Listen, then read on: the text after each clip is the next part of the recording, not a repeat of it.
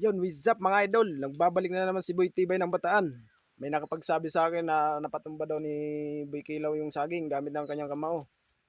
Ito si Boy Tibay ng Bataan. Papakita ko sa iyo kung paano patumbahin to. Hindi gamit ng kamao ko. Kaya huwag ka magyayabang ha. Ito, papakita ko. Kaya mga followers, viewers ko dyan. Yan, i-share nyo to para makita ni Boy Kilaw. Paano patumbahin ni Boy Tibay to. Ito, mo.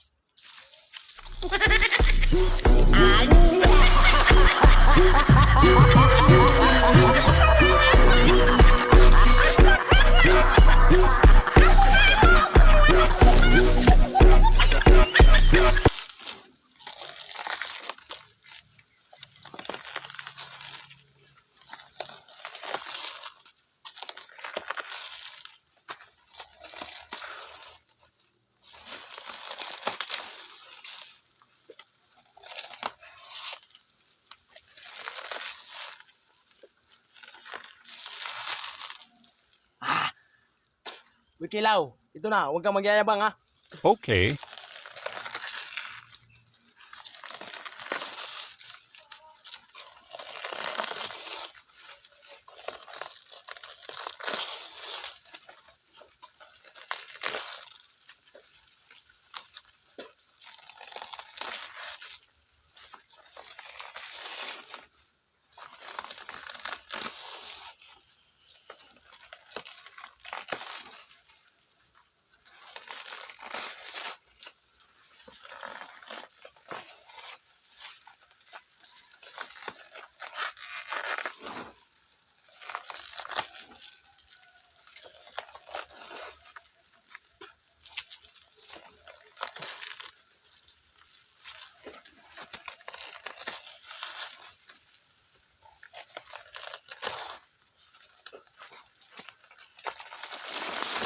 Wow! Yun, Boy Kilaw, nakita mo yun?